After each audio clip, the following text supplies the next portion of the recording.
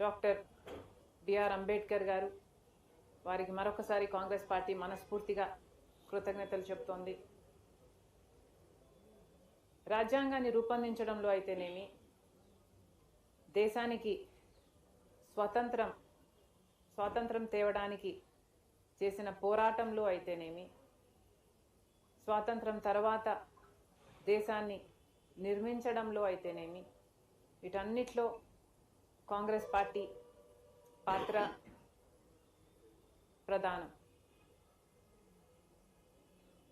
కానీ ఈరోజు మన దేశాన్ని పరిపాలిస్తున్న పార్టీ బీజేపీ పార్టీ.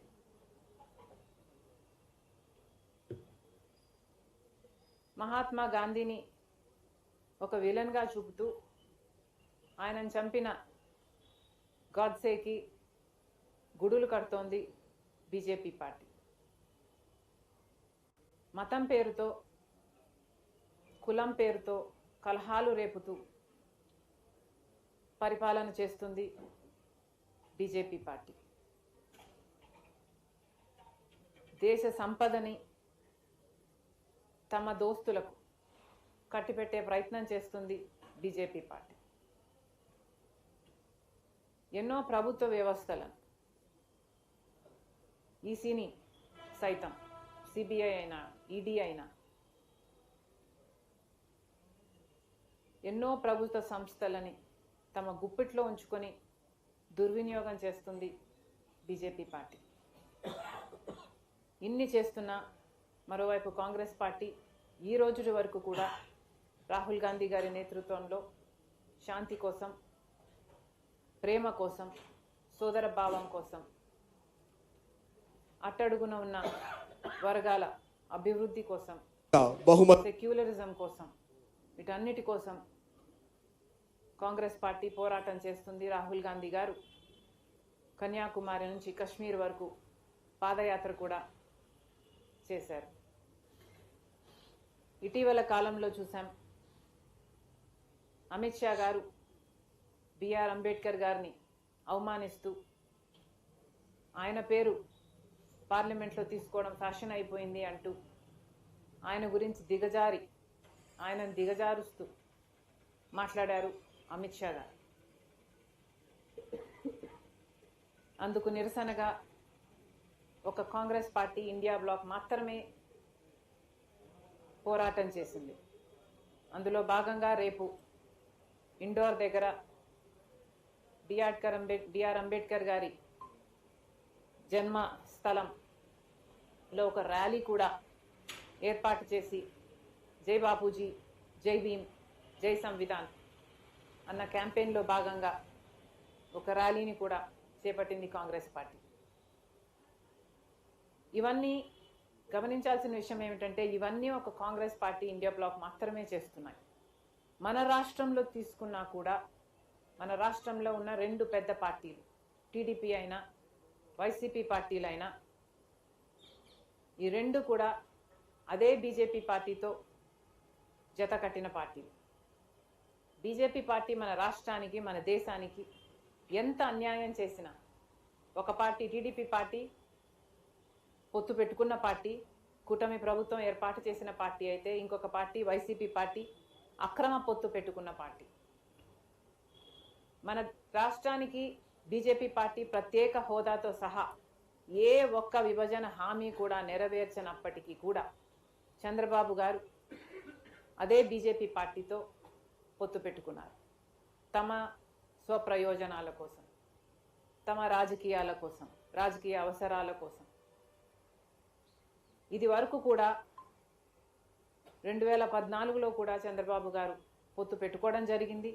విభజన హామీలు బీజేపీ విస్మరించడం జరిగింది. మళ్ళీ అదే బీజేపీతో చంద్రబాబు గారు పొత్తు పెట్టుకున్నారు అంటే ఇది రాత్రి పడిన గుంతలోనే మళ్ళీ పగులు పడ్డం కాదా? చంద్రబాబు గారు రాష్ట్ర ప్రజలకు సమాధానం చెప్పాలి. మరోవైపు వైసీపీ జగన్మోహన్ రెడ్డి గారు ఎప్పుడూ తెర వెనకాల బీజేపీకి, మోడీకి దత్తపుత్రునిగానే వ్యవహరించారు. అక్రమ పొత్తు పెట్టుకున్నారు. రాజశేఖర్ రెడ్డి గారు కొడుకై ఉండి ఏ బీజేపీ పార్టీనైతే రాజశేఖర్ రెడ్డి గారు అంతగా వ్యతిరేకించారు. ఎందుకంటే బీజేపీ పార్టీ ఒక మతతత్వ పార్టీ కాబట్టి మతం పేరుతో కులం పేరుతో చిచ్చు పెట్టడం, ఆ మంటలో చలి కాచుకోవడం బీజేపీకి తెలిసిన రాజకీయం కాబట్టి రాజశేఖర్ రెడ్డి గారు బీజేపీని అంత వ్యతిరేకిస్తే ఈరోజు అదే బీజేపీ పార్టీతో గత 5 సంవత్సరాలుగా జగన్మోహన్ రెడ్డి గారు అదే బీజేపీ పార్టీకి గులాంగిరీ చేశారు. మరి జగన్మోహన్ రెడ్డి గారు రాజశేఖర్ రెడ్డి గారి ఆశయాలను నిలబెట్టేవాడు ఎలా అవుతాడో ప్రజలు ఆలోచన చేయాలి. జగన్మోహన్ రెడ్డి గారు ఈ రోజుకి కూడా గొప్పగా చెప్పుకుంటున్నారు, మాకు ఇంత శాతం ఓట్లు వచ్చాయి ఆంధ్ర రాష్ట్రంలో అని. జగన్మోహన్ రెడ్డి గారిని కాంగ్రెస్ పార్టీ సూటిగా ప్రశ్నిస్తుంది, అయ్యా జగన్మోహన్ రెడ్డి గారు, మీరు అంత శాతం పర్సంటేజ్ వచ్చింది అంటే దాంట్లో దళితుల పాత్ర లేదా? ఎంతమంది దళితులు ఓట్లేస్తే మీకు ఆ పర్సంటేజ్ వచ్చింది? మరి ఈరోజు బీజేపీ అమిత్ షా గారు అంబేద్కర్ గారిని దళితులని అవమానిస్తుంటే మరి మీకు కృతజ్ఞత భావం కోసమైనా మీరు ఆ దళితుల పక్షాన అంబేద్కర్ గారి కోసం ఒక్క మాటైనా మాట్లాడారా? ఈరోజు కులగణన చేయమని కాంగ్రెస్ పార్టీ డిమాండ్ చేస్తుంది.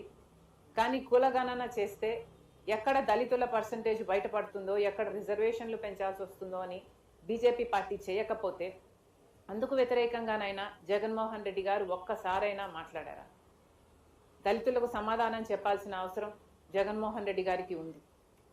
175 అడుగుల అంబేద్కర్ స్టాచ్యూ కట్టేస్తే సరిపోతుందా? దళితుల పక్షాన నిలబడాల్సిన అవసరం లేదా? అసలు దళితులే అంటరాని వారిగా దళితుల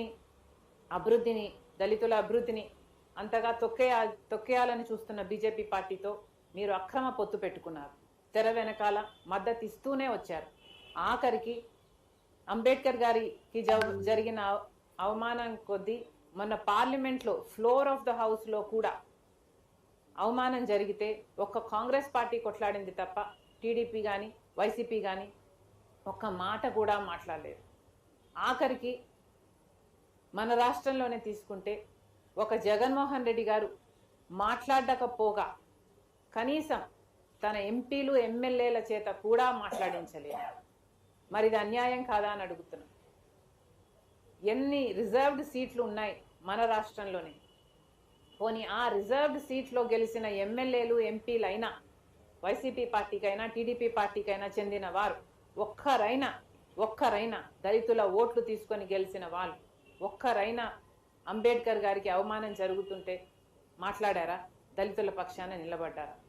మన రాజ్యాంగాన్ని రూపొందించిన గొప్ప నేత అంబేద్కర్ గారు అలాంటి యుగ పురుషుణ్ణి అవమానిస్తున్నా కూడా ఈరోజు టీడీపీకి వైసీపీకి చీమ కుట్టినట్టయినా లేదు. మళ్ళీ చెప్తున్నాం, ఇదే బీజేపీ పార్టీ అధికారంలో ఉంటే రాజ్యాంగాన్ని మార్చే ప్రయత్నం చేస్తుంది.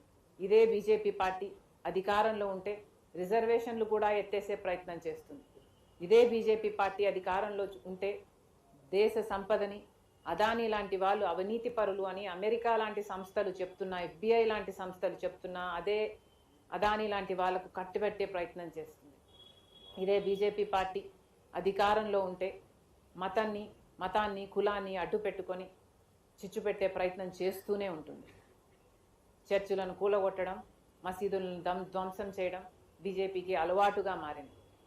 మళ్ళీ చెప్తున్నా, ఒక్క కాంగ్రెస్ పార్టీ అధికారంలో ఉంటే మాత్రమే సెక్యులరిజం మన దేశంలో బతుకుతుంది. ఒక కాంగ్రెస్ పార్టీ అధికారంలో ఉంటే మాత్రమే బడుగు బలహీన వర్గాలకు న్యాయం జరుగుతుంది. మరొక్కసారి దేశ ప్రజలందరికీ రాజ్యాంగాన్ని బతికించే పార్టీ, రాజ్యాంగం కోసం పోరాడుతున్న ఏకైక పార్టీ ఒక్క కాంగ్రెస్ పార్టీ మాత్రమే. మరొకసారి దేశ ప్రజలందరికీ రిపబ్లిక్ డే శుభాకాంక్షలు తెలియజేస్తూ థ్యాంక్ యూ. థ్యాంక్ యూ అమ్మా. Thank you.